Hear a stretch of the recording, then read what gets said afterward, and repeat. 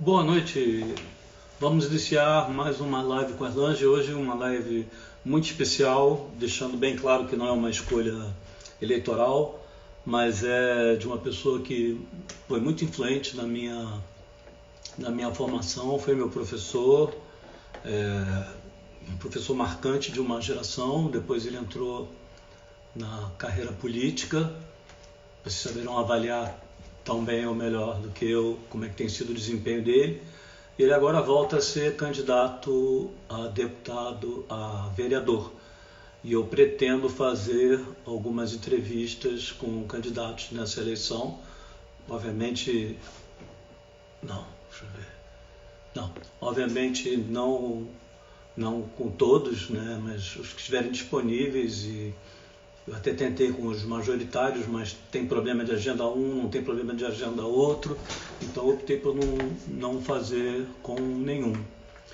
Mas a gente vai começar a escalação de vereadores com o Chico, e ele vai explicar. A gente costuma não levar muito a sério, pelo menos no geral, a eleição para vereador. Eu faço um desafio que nós nos lembremos de quem a gente votou para vereador: Chico Alencar.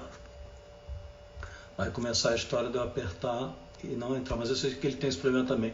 Chico, se você pedir para entrar, você facilita a minha vida, porque eu tenho um problema crônico aqui com esse dedão e hoje eu não tenho nem assistente disponível. Carolina? Mas como agora eu estou com tempo, eu fico... Solicita para entrar, Chico, por favor. Chico foi meu professor e de muita gente, então as pessoas estão postando. Ai, a Elba pediu para entrar. Eu quero. Tudo bem, Elba, mas eu quero o Chico. Opa, na área. Opa, consegui.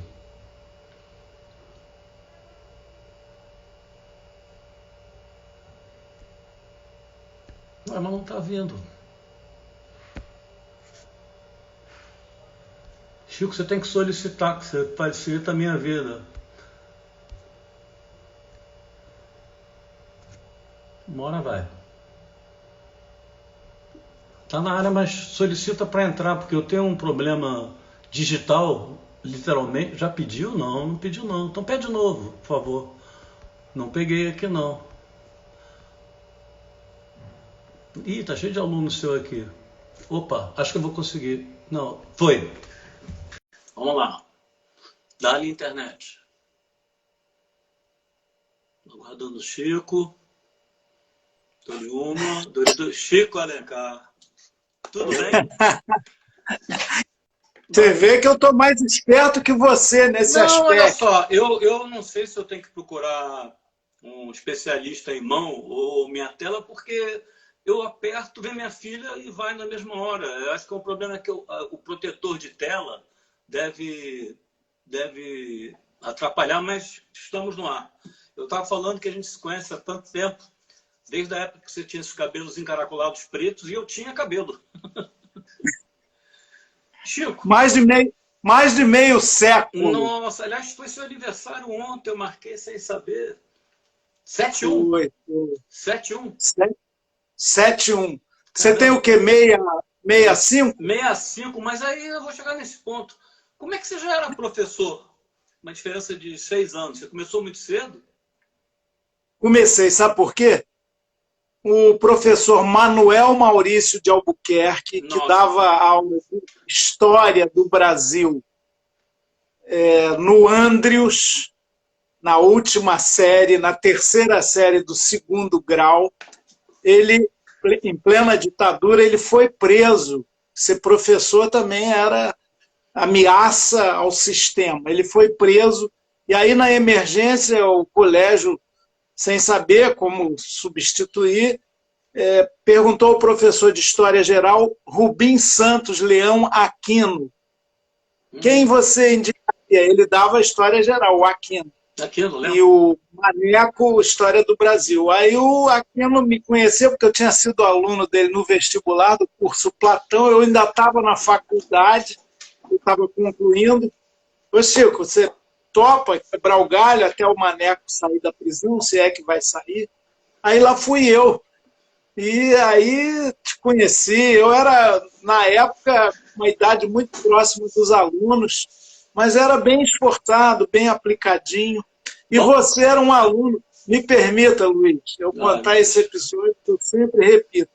Uma vez eu fazia a primeira já aula de sei. História do Brasil, eu fazia um quadro das etapas econômicas e políticas, meio esquemáticas, assim, da história do Brasil, a lá Nelson Werneck Sodré, o velho general marxista, um estudioso da história do Brasil, mas tinha aquelas etapas todas, etapa comunal primitiva, quando o Brasil não era Brasil, só tinha índios, e chegava, e eu fazia também a cronologia política. Período. Aí chegamos ao final, era em plena ditadura, braba, amigos presos, sumidos assim para nunca mais, tortura e tal, tudo que alguns hoje aí no poder elogiam. Pois bem, aí eu ficava sempre embatucado, com medo de ter o mesmo destino do Maneco, que eu substituía. Não me esqueço, eu botava no quadro, eu canhoto, até que tinha uma letra bonitinha para canhoto, e lá fui. Aí chegava no último período, que é da ditadura militar, tinha havido golpe há 6, 7 anos atrás, né? Naquela época, e aí eu cheguei, bom, e aí nós temos a interrupção do Brasil democrático, liberal, constitucional, por um movimento militar, e aí entramos num período, aí, para quem está nos assistindo, esse jornalista, velho amigo, Luiz Erlanger, Horta Barbosa, chegou e falou, ele era aplicadíssimo, e falou, professor, bota aí, período composto por subordinação. Transferiu a aula de português para a história. E eu me livrei da cadeia. É sempre piadista. Agora, antes da gente emendar, no dia do professor... Não, mas você confirma isso, né? Não é uma fake. Totalmente, totalmente.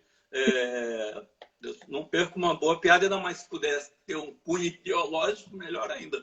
No dia do professor, antes da gente entrar, faço questão de dizer, eu não sabia quem que a gente ia falar. Imagina, os professores sempre... Eu homenageei exatamente o Maneco, sabia? Que ele não foi meu professor. Eu contei a história dele, porque assim, eu não peguei ele mais, porque ele já tinha sido preso. Ele, no final da vida, ele passou a trabalhar dando aula particular para umas senhoras em Copacabana, cursinhos e tal. E ele, vou te contar, serviam bolos, ele atacava o bolo com quem estava com muita... Não, sério mesmo, com fome. Ele passou dificuldade no resto da vida. A única coisa que eu não fiz é que ele foi dedurado no IFIX. Eu não falei o nome do professor, que depois ele foi meu professor na escola de comunicação, mas como era um grande canalha, eu acho que nem falar no nome dele vale a pena, mas você sabe quem foi que entregou ele, né? Sei, claro que sei. Chico, que sei. Vamos para a sua... Mas eu diria o seguinte, no final... Saindo do Maneco, me permita mais uma coisa do Maneco.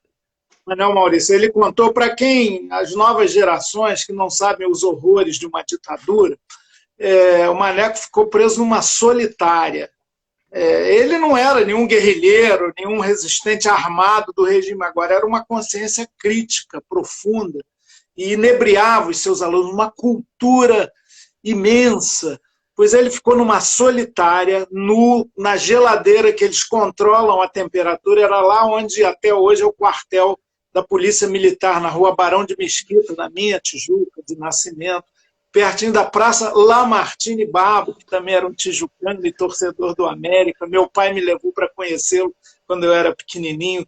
Autor de tantas marchas de carnaval, velho Lalá. Pois bem, ali tem o quartel da PM, ali era um centro de tortura, de investigação, de atrocidades, bancadas pelo Estado brasileiro na época. O Maneco contou, depois que saiu da prisão, ele foi colocado numa solitária, na chamada geladeira, onde era tudo escuro, você perdia a noção da hora de tudo, nu, e ele, só como ele fumava compulsivamente, os carcereiros quebraram o galho, e ele falou, bom, eu não posso ter o cigarro sem o fósforo. Ele deram uma caixinha de fósforo. O que ele fazia para se situar minimamente, para não enlouquecer, era jogar. Primeiro, cada fósforo que ele usava, ele guardava apagado, depois e jogava no chão, no escuro, e ficava pegando um a um e contando, para ter um mínimo de noção cronológica, ou vida, lógica que fosse, para você ver, né? Um regime político, e o Stalin, tendo feito isso, também é execrável. Qualquer que seja, que leva o ser humano a essa condição de degradação, de apequenamento, mostra o regime, aí sim, o seu apequenamento, a sua mediocridade profunda. A humanidade tem que se livrar disso e dos que elogiam isso. Não dá, né? Pelo amor de Deus. Chega. A gente vai demorar, então, pelo visto, na nossa conversa, mas você vê que mesmo sem estando num estado de ditadura clássico, digamos, não só se prende, como se mata pelo pensamento. É o caso da Marielle. A Marielle foi morta por pensar diferente.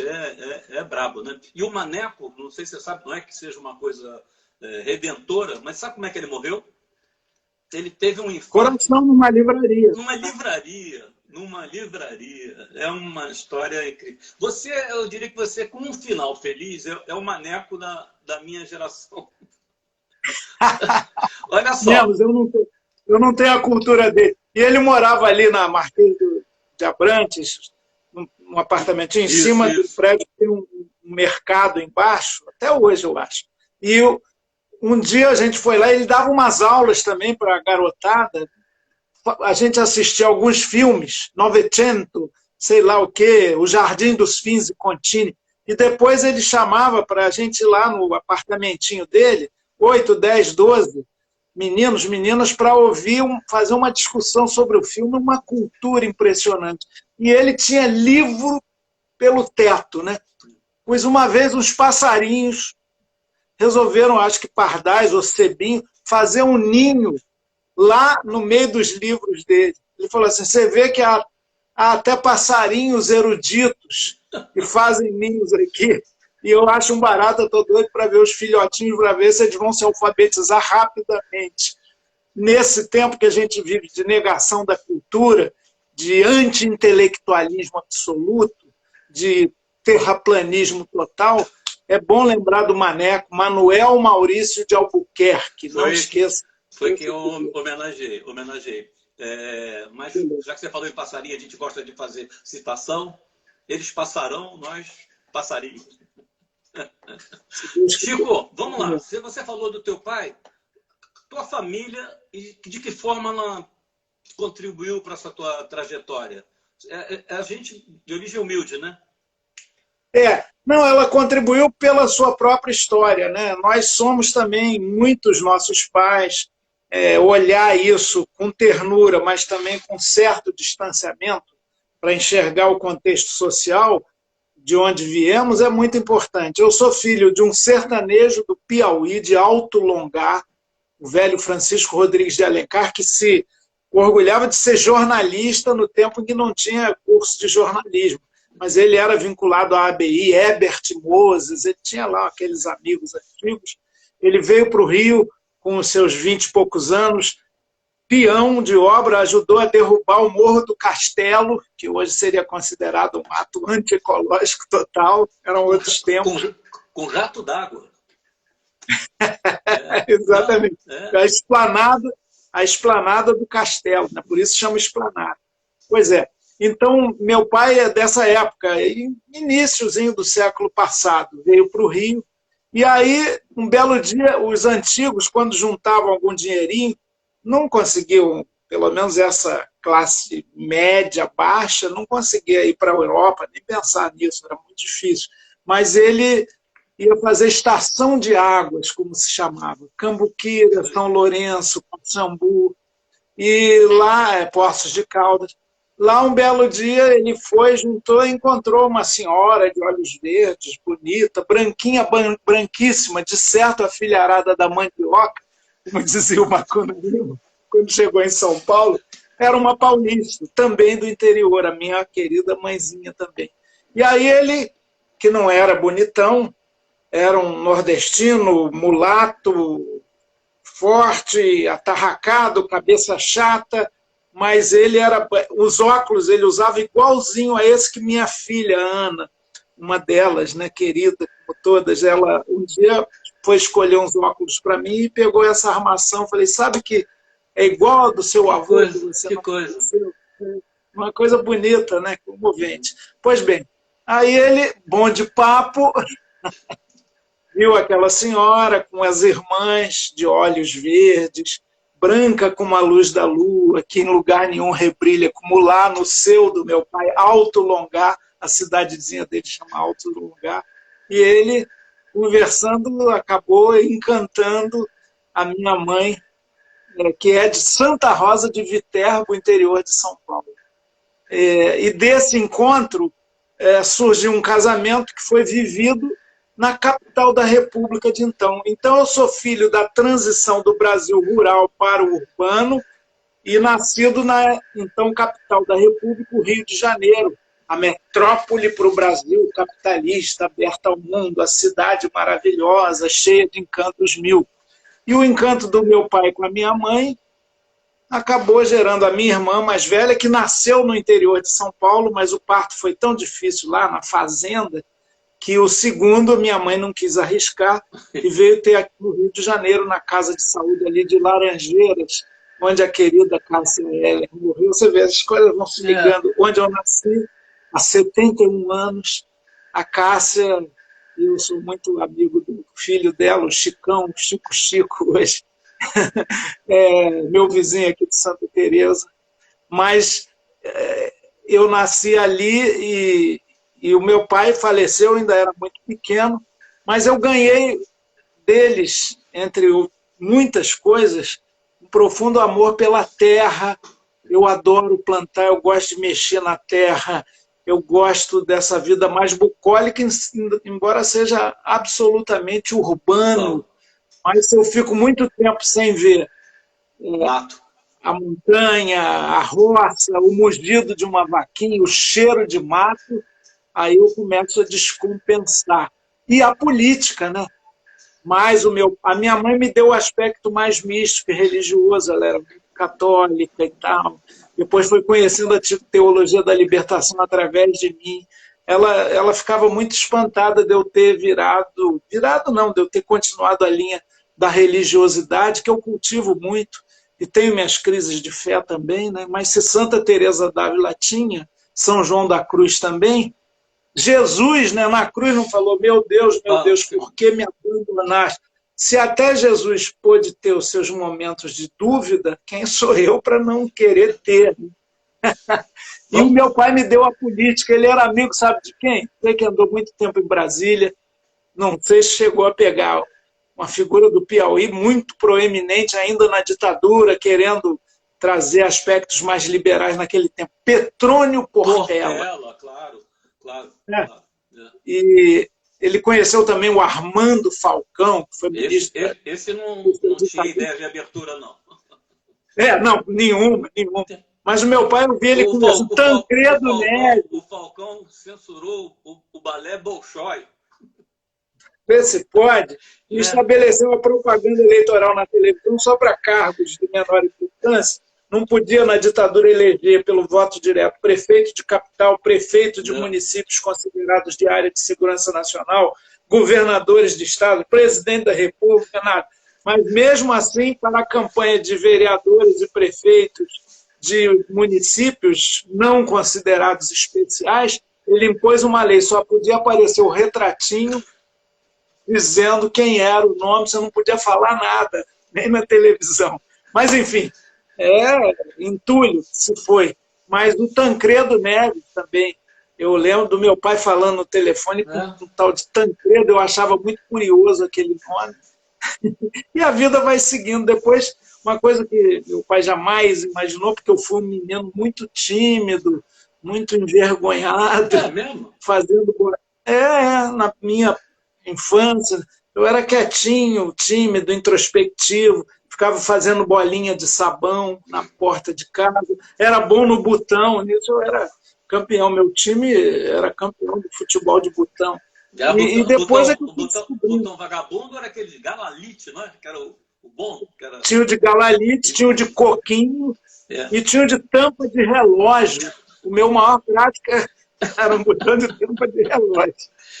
Mas, enfim, eu sou muito grato a essa minha raiz, sou fruto rigorosamente dessa transição do Brasil predominantemente rural, filho de pessoas que nasceram e cresceram na roça e em cidades pequenas, que até hoje tem 20 a 25 mil habitantes, tanto Alto Longá, no Piauí, quanto Santa Rosa de Viterbo, no interior de São Paulo, na região de Ribeirão Preto, mas nasci na capital, na barriga da miséria, eu nasci brasileiro, eu sou do Rio de Janeiro. E me deu isso que eu sou, né? Vivente, sobrevivente, caminhante, sobretudo. Chico, aí vamos para a formação acadêmica. Como é que foi a sua trajetória? E eu digo lá, ela logo descambou, no bom sentido, para o movimento estudantil? Foi ali? Como é que foi essa história? Não, foi. Eu fui aluno nas primeiras séries do curso do Jardim Escola Elza Campos. Dona Elza Campos era uma loura, diretora do colégio. Foi a minha primeira paixão e a minha primeira decepção. Você acredita, Luiz? Ela não me deu a menor bola, só porque a gente tinha 40 anos de diferença. Que absurdo! Dona Elza Campos, Jardim Escola Elza Campos, para quem é da Tijuca, Rua Antônio Basílio, pé da Praça Sans Penha. Ali eu fiz minhas primeiras letras. Depois eu fui fazer o curso Champagnat. Marcelino Champagnat é o fundador francês da Ordem dos Irmãos Maristas. Já é santo agora. No meu tempo era beato. Tem toda uma etapa para vencer, para você progredir na ordem canônica de beato a santo, né?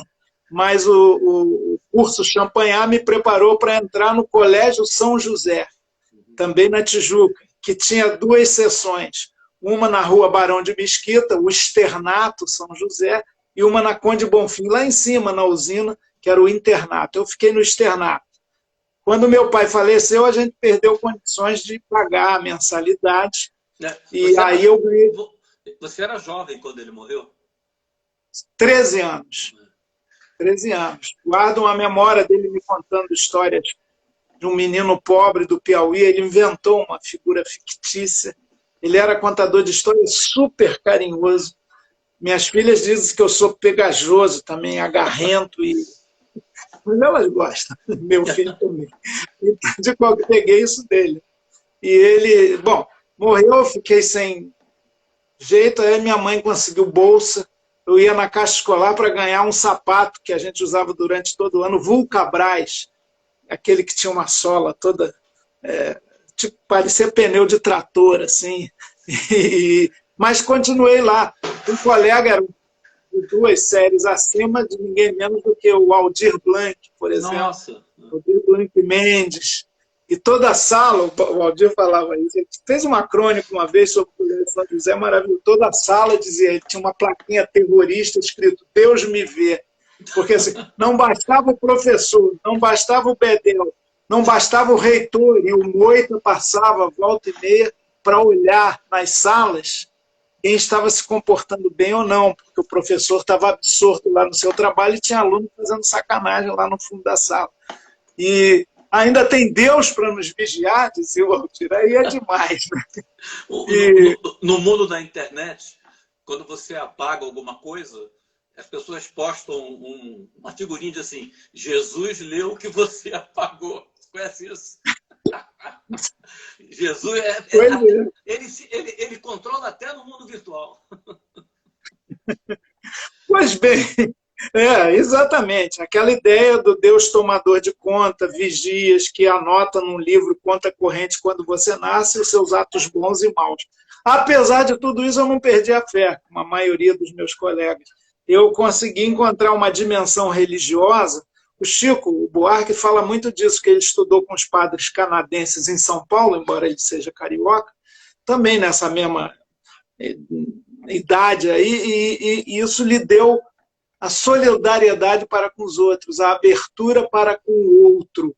Os padres, às vezes, levavam as crianças para uma incursão pelo centro da cidade de São Paulo, que já tinha população de rua, para bairros pobres, onde eles iam, na época do Natal, levar presentes, algum amparo, ou na época do inverno, algum cobertor para quem morava por ali, sob as marquises.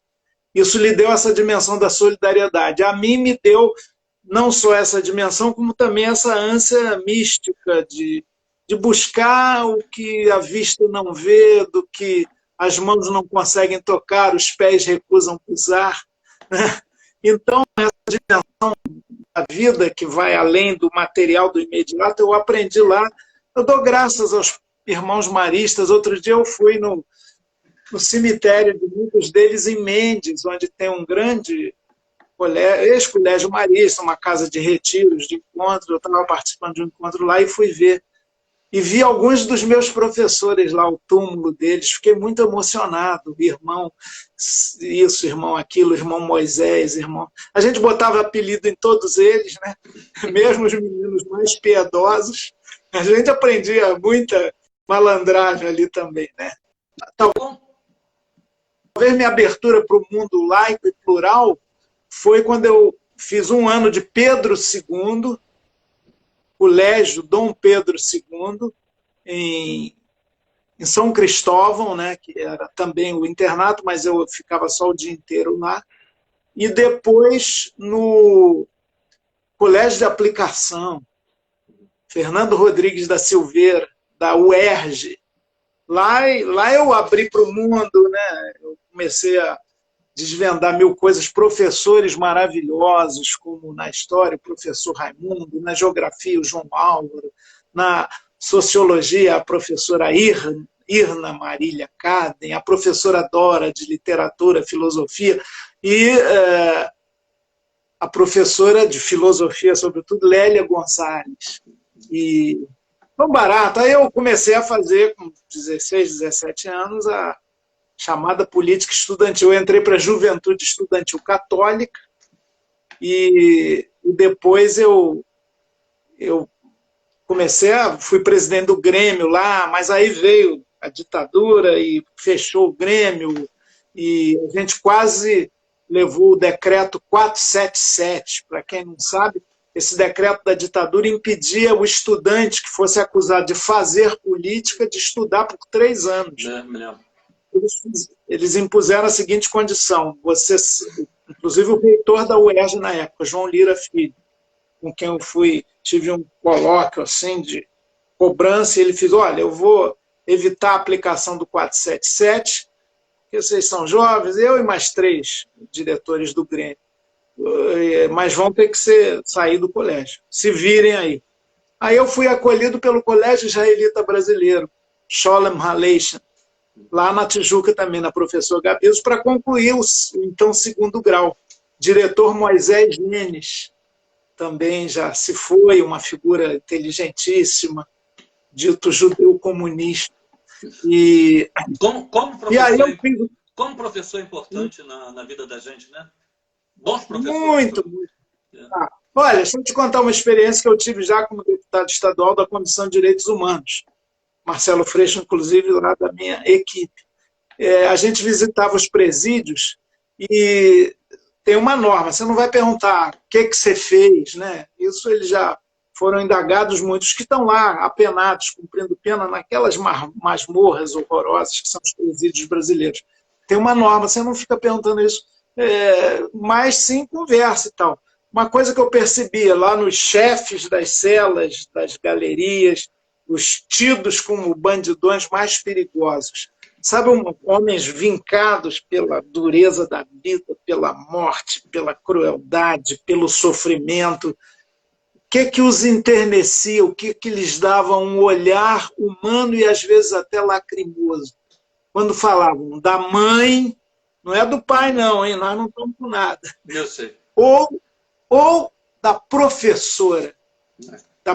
Ali, naquele caso, dos apenados, dos internos do sistema penitenciário, a professora das primeiras letras, né, daquela alfabetização inicial.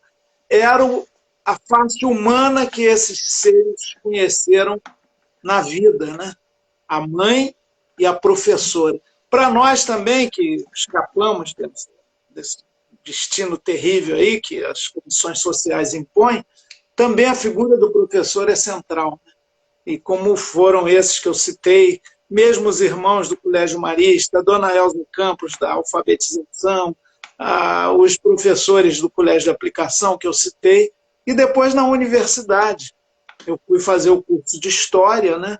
E me formei, afinal, e deu no que deu. Depois eu fiz mestrado em Educação na Fundação Getúlio Vargas, e agora, burro velho, acredite, Luiz, eu estou fazendo doutorado, fiz a prova, passei, apanhei a beça, né? A vida acadêmica tem muitos rigores teóricos e da elaboração formal. Eu estou pedindo auxílio aos universitários e estou caminhando nisso. Doutorado em quê? História também? Doutorado. Não, agora em Educação, né? Na Faculdade de Educação da UFRJ, de onde eu sou professor. Eu fiz o concurso, eu fui professor da rede municipal por mais de 20 anos. Outro dia fiquei honradíssimo, no Dia do Mestre, que você homenageou o Maneco, Manuel Maurício, eu ganhei um presentão da aniversariante do dia seguinte, do dia 16 de outubro, que você conhece muito, Fernanda Montenegro. Caramba. Ela leu um texto meu sobre educação, né? Sobre educação. E isso me comoveu muito, né? E ela fez questão de me mandar, né? Ela assim, com aquela voz linda, palavras de Cico Alencar.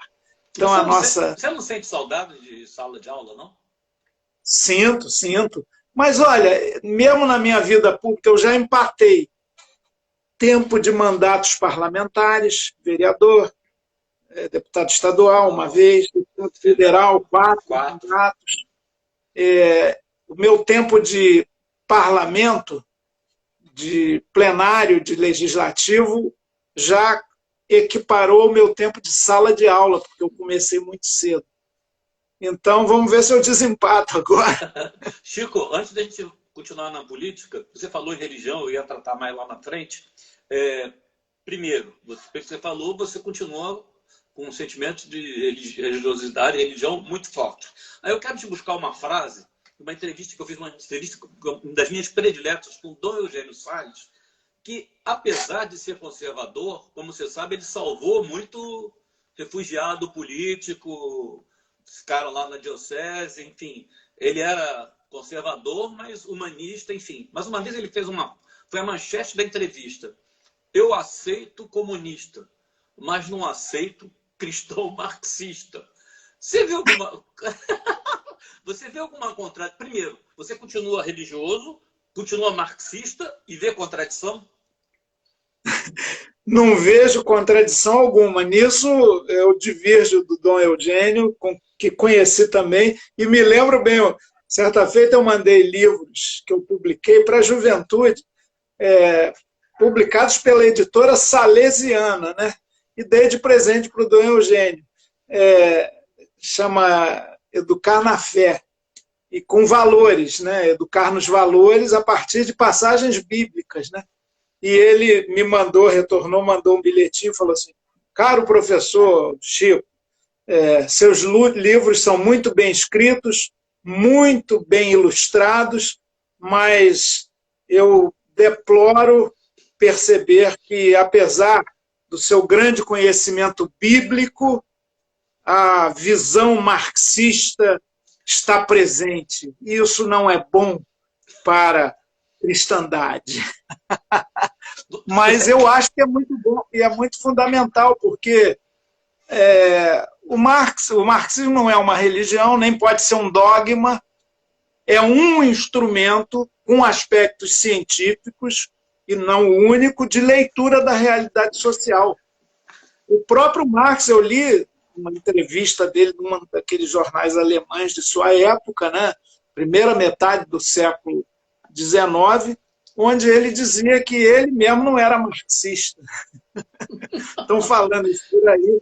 Agora, ele fez uma análise da sociedade inglesa na etapa de acumulação primitiva de capital, do capitalismo inglês do século da segunda metade do século XIX, início do XVIII, início do século XX, que é primorosa, em 6 volumes, a partir de um elemento fundamental que marca muito a trajetória da humanidade, que é a chamada mercadoria e a mais-valia. Então, isso é uma grande valia. As análises até mais conjunturais, como 18 de Brumário, de Luiz Bonaparte, o Marx era simplesmente genial para a sua época e continua atual, trazendo informações sobre o peso da economia.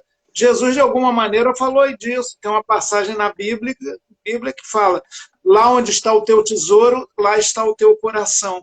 O Marx dizia: as estruturas econômicas são determinantes, em última instância, sobre as estruturas políticas, jurídicas e ideológicas. Ou seja, a luta pela sobrevivência, pelos bens materiais e a sua distribuição condicionam a trajetória do ser humano na Terra. Então, como não aproximar isso? E o Marx, por incrível que pareça, ao contrário do que muitos marxistas até dizem, ele fez um baita elogio da religião, quando ele fala: religião, suspiro da criatura oprimida.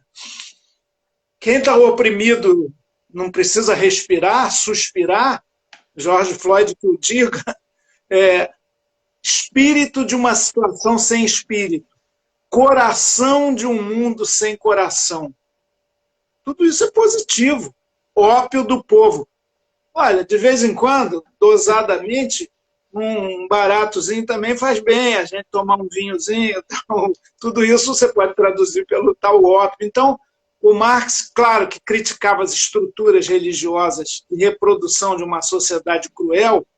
A Igreja Católica abençoou, num determinado momento, a escravidão.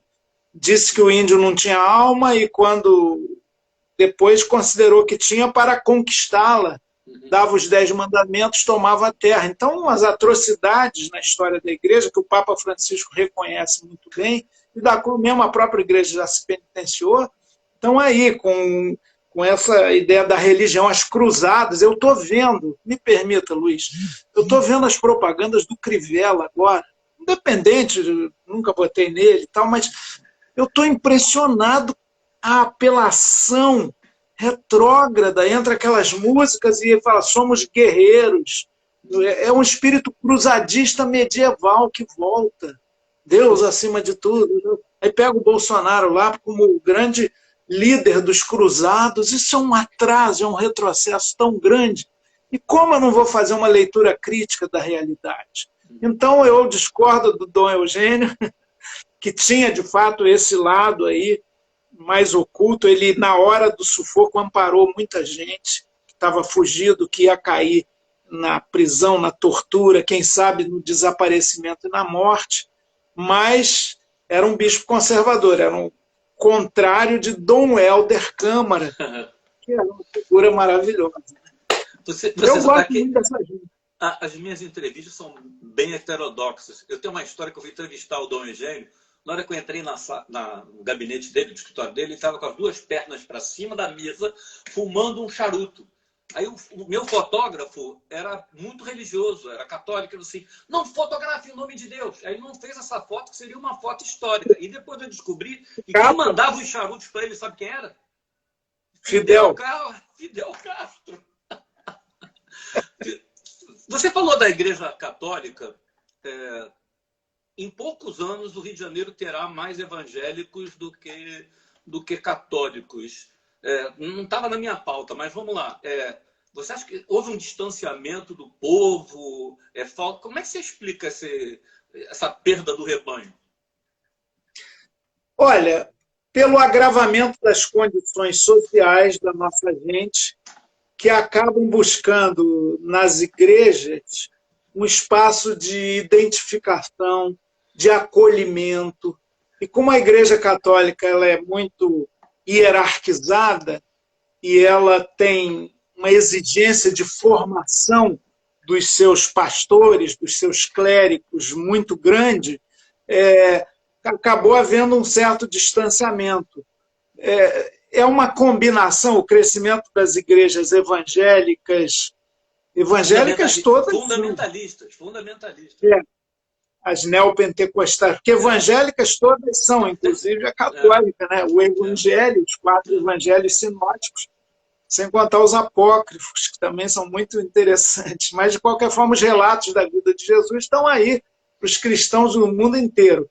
Mas as diferentes igrejas que tentam, de alguma maneira, encaixotar essa religiosidade cristã, elas se diferenciam. E a Igreja Católica é um fenômeno de durabilidade, sobrevivência. A barquinha de Pedro está aí há 2000 anos, é a instituição monárquica, que tem aspectos monárquicos, mais antiga da história da humanidade. E se equilibra, né? Depois de um papado bem conservador do Papa polonês, que foi uma surpresa, novidade na época, e depois de mais alguns poucos anos, acho que 5 ou 6, de um Papa que era inicialmente como padre da teologia da libertação e tem muita fundamentação teológica, que é o Bento XVI, depois do João Paulo II, do Bento XVI, que era também super conservador, tornou-se, né, muito conservador, muito rígido, contra o relativismo de tudo, e meio amargo também.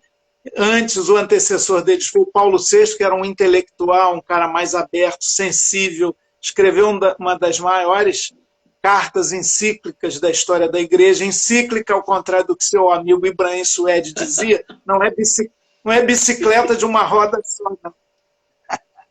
É uma carta pastoral do Papa aos católicos do mundo. Pois bem, o Paulo VI era um cara progressista. Hoje está na folhinha do Sagrado Coração, que eu leio todo dia, um pensamento dele lindo, do São Paulo VI. Agora ele diz, homens que estão com armas na mão não conseguem se abraçar. Então, ele era um homem muito angustiado com a Guerra Fria, a encíclica Populorum Progresso sobre os progressos dos povos, ela até justifica a insurreição armada em casos de tiranias prolongadas. Pois bem, depois dele, que era um aberto progressista ecumênico, e João 23, que chamou o concílio, a igreja abriu as janelas, tirar aquele bolor, aquele mofo. Aí vem o papado conservador. João Paulo I nem conta, era bom também, durou um mês.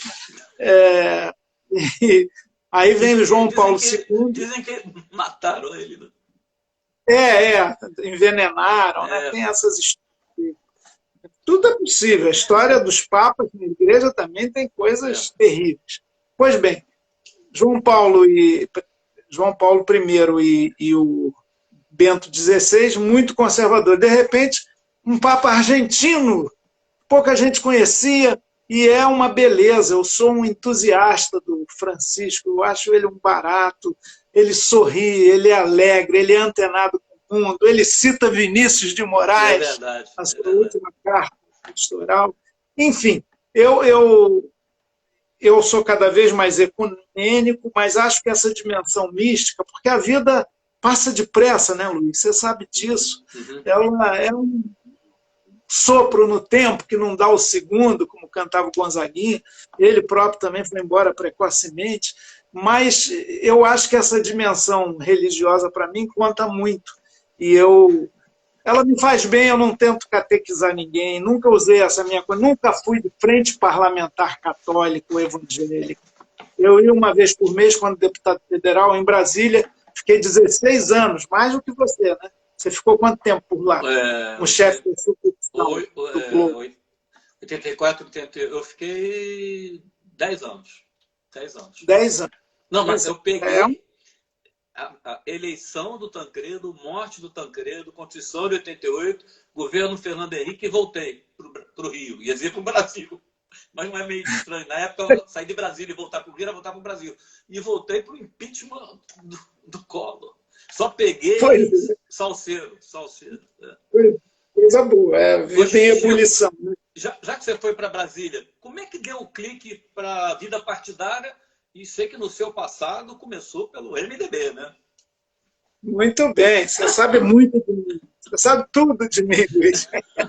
Pesquisei. Mas, olha, porque o MDB, na verdade, era o polo, era a grande frente de resistência ao regime autoritário. Sei disso. Era o PMDB das suas origens, como dizem alguns, o PMDB velho de guerra. A gente, claro, estava nascendo o PT, já na segunda metade dos anos 80, né, a gente estava naquela luta. A década de 80 do século passado foi uma década de grande ebulição dos movimentos sociais, que acabou gerando a melhor Constituição que a gente tem, a mais democrática, a mais ampla, que é a Constituição de 88. Se ela fosse cumprida, o Brasil seria muito melhor do que é. Já se disse que no Brasil cumprir a lei é revolucionário. Pois não. E o PT não assinou, né? Pois é, teve isso. Claro que eu acho que na vida política um certo radicalismo, um nível de intransigência. Você já estava no PT? Você já estava no PT? 88? 88. Foi o ano que eu me filiei. Tá. Pois é.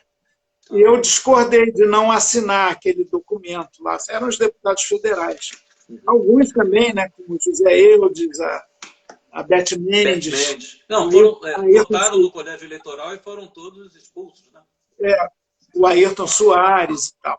Eu acho que na vida política um certo nível de intransigência em determinados princípios é muito importante. Agora, você tem que ser firme na estratégia e flexível na tática, e não ser dogmático e burro às vezes. Vou falar disso lá na frente quando nós chegarmos no PSOL. Mas como é que você foi como você foi do MDB para o PT?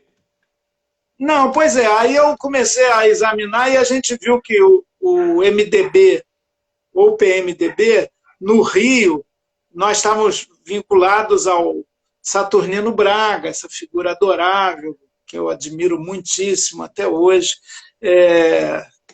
O Saturnino é uma figura ímpar, né? Serenidade, clareza, dedicação, espírito público, sofreu muito, foi injustiçado na prefeitura do Rio, foi estrangulado. Eu acompanhei como repórter, o Rio só faliu por causa do Sarney. Foi um garrote financeiro, que ele ficou com essa fama de mau gestor por ter quebrado, mas ele foi, do meu depoimento como repórter, ele foi estrangulado financeiramente pelo Sarney. Você sabe disso? Sem dúvida. O governo federal estrangulou e a Câmara Municipal, olha a importância, não atualizou a planta de valores do IPTU, porque ele tinha rompido com o PDT, foi para o PSB, como tinha uma maioria lá do PDT, e eles não resolveram ajudar nesse aspecto. Então, uma soma de pressões que deixou o Saturnino com essa pecha aí de péssimo gestor. Como disse o Milô Fernandes, o homem que desmoralizou a honra dele. Milô era danado, né? Milô é danado. Mas nós éramos do grupo. Eu descobri uma charge, essa nossa, está virando um bate-papo, uma charge maravilhosa, não vou me lembrar o nome do autor, Milô chegando no céu e Deus fala para ele, Milô, você não existe. Aí o Milô responde, o senhor também. Só quem conheceu o Milô, ele só viu que ele não assinaria embaixo porque ele não estava, ele está em cima. Se é que tá... Mas vamos lá, PT. Mas você vai para ver. Não, mas aí, olha, eu era MDB, era o Amaral Peixoto contra o Chagas Freitas, como se o Amaral fosse uma grande figura, um velho oligarca aqui, mas era um pouco mais aberto. E aí a gente via que as identidades políticas estavam se firmando e eu vi o partido que vem da base, o partido mais nítido, o partido programático é o PT. Aí, em 1988, quando eu saí do movimento das associações de moradores, o movimento comunitário, que foi uma grande escola de vida para mim, aí eu me filiei ao PT em 87.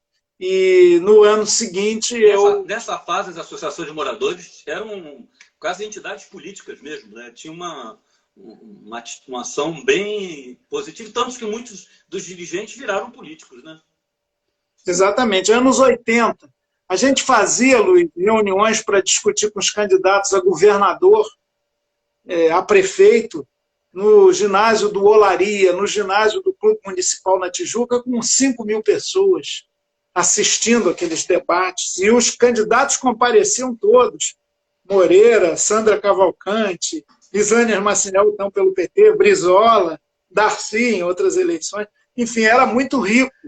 E as associações elas lutavam já ainda na ditadura, quando começava a forçar as portas, né, do regime fechado, pelos equipamentos públicos nos bairros, pelos direitos coletivos. A gente fez um congresso constituinte no Teatrão da UERJ, envolvendo também mais de 3.000 pessoas, e levamos nossas propostas à Constituinte.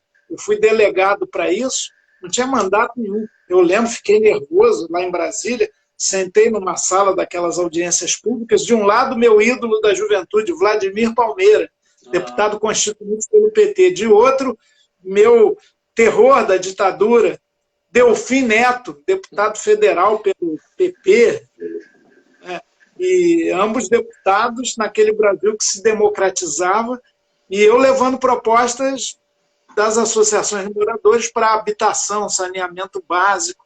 Era um movimento muito rico, mais de 15 milhões de pessoas assinaram emendas populares à Constituinte para ajudar a elaborar a melhor carta que o Brasil tem desde 88. E o PT é o partido mais poroso a tudo isso. Vamos retomar, está virando uma aula de um historiador e de um modesto repórter que acompanhou. O Tancredo, você está falando constituinte, ele tinha prometido uma constituinte, mas não foi uma constituinte. Não houve uma eleição para escolher constituinte, fazer a Constituição e ir embora. Foi uma reforma constitucional, né? Acabou não ser. A gente chama de constituinte, é uma carta muito bacana, mas não foi constituinte. Estou certo? Não foi uma constituinte exclusiva, eleita para aquele fim, que dava mais independência aos eleitos para elaborar a carta não teria tanto corporativismo. Exatamente. Mas ainda assim, é claro que é uma nova Constituição. Não é a de 46, que teve um emendão na ditadura, que é de 67, outros emendos de 69, aquela convivência híbrida que a ditadura impôs, do ponto de vista jurídico, entre a Constituição e os atos institucionais que se sobrepunham à própria Constituição. Isso acabou com a Constituição de 88, que, evidente, não é perfeita, mas ela é expressão de um baita avanço da sociedade brasileira. É a Constituição mais democrática que temos. De novo, eu acompanhei, você deve ter sabido disso. O grande, a meu ver, nó que ela acabou ficando é que ela foi toda redigida para o regime parlamentarista. E na hora H, de novo, o Sarney impôs o presidencialismo. Por isso que ficou uma coisa meio doida, tipo um desequilíbrio entre os poderes, o presidente tem que comprar o Congresso. Você é parlamentarista? Sou, mas muito mais em tese do que na prática, porque sem partidos consolidados, fortes, programáticos, ideológicos, com a mixórdia partidária que o Brasil tem hoje, que só faz se aprofundar, agora tem um monte de partido novo, patriotas, avante, republicanos, cidadania. O pessoal mudou a marca de fantasia, o rótulo, e continua a mesma coisa, partidos fisiológicos, aglomerados de interesses difusos e confusos. Um parlamentarismo democrático, para funcionar, precisa de partidos consolidados, com enraizamento social, cada um representando com clareza grupos e classes da sociedade que pretendem defender com ideias claras. Portanto, o Brasil precisa caminhar para isso, mas precisa muito amadurecimento ainda. E é claro que o presidencialismo acaba dando poderes que são autocráticos ao presidente. Agora, ele tem que fazer concessões. Veja o Bolsonaro, que, aliás, estaria perdido nessa discussão aqui de parlamentarismo, presidencialismo, história dos partidos políticos. Ele é um ignorante da nossa história política, é um ignorante da economia, aliás, declarado, né? Ele foi tacuendo. Antigamente você tinha o inocente útil, agora você tem o ignorante inútil. Você vê essa dupla condição. Mas, de qualquer maneira, até ele está cedendo ao presidencialismo de coalizão, que não é do estilo dele, militar, autoritário, mas ele viu que tem que sentar no colo do centrão, com toda a ojeriza que essa figura que eu fiz agora possa causar a sua excelência. Então, está compondo com o que é o cerne da politicalha brasileira, do toma lá da cá, do fisiologismo, que, de certa forma, você tem razão, a Constituição acaba favorecendo, porque ela é um híbrido de presidencialismo e parlamentarismo. E E é ruim isso, é ruim. Eu acho que a gente tem que fazer uma grande discussão. Houve um bom debate até sobre monarquia e república, presidencialismo e parlamentarismo. E venceu o presidencialismo, né? Porque eu acho que é um pouco essa consciência de que parlamentarismo vai demorar muito para decidir as coisas, não resolve, vai para cá, vai para lá, mas as experiências parlamentares de países que têm uma cultura política mais desenvolvida são muito interessantes, são boas, de Israel a Itália. Portugal. Isso não impede o bloco de esquerda e as forças progressistas de estarem... O modelo português, sabe como é que eles chamam? Geringonça, que é um presidente social, cristão, democrata e um primeiro-ministro socialista. Mas funciona. Pois é. Eu acho que o mundo precisa de mais geringonças para poder caminhar. Deixa eu só... O telefone. Não, está em campanha. Ainda tem que atender. Chico, eu vou voltar para a tua trajetória, mas não vou perder essa aula aí, não. Você é favorável, até mudar o nome mais sofisticado, cláusula de desempenho, mas não, eu sei que a esquerda normalmente, que é um certo atestado de que não tem tanto voto assim, é contra a cláusula de barreira. Você não acha que seria até bom para provocar uma aglutinação ideológica dos mais próximos? Você gosta da cláusula de barreira? Não, mas olha, já há uma cláusula de barreira, sempre houve, do poder econômico. Ela existe desde o governo Geisel, você sabia disso? Só tem que não é aplicada.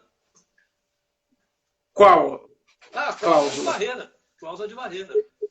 Concreta, assim, de percentual de votos e tal. Coisa do Golbery. Porque nós votamos lá. Eu era deputado ainda, votou-se na última micro-reforma política uma cláusula, né, progressiva. Tanto que alguns partidos, como o próprio PCdoB, para falar do nosso amplo campo aqui, não conseguiram vencer a Rede Sustentabilidade. O pessoal conseguiu, elegeu 10 deputados federais.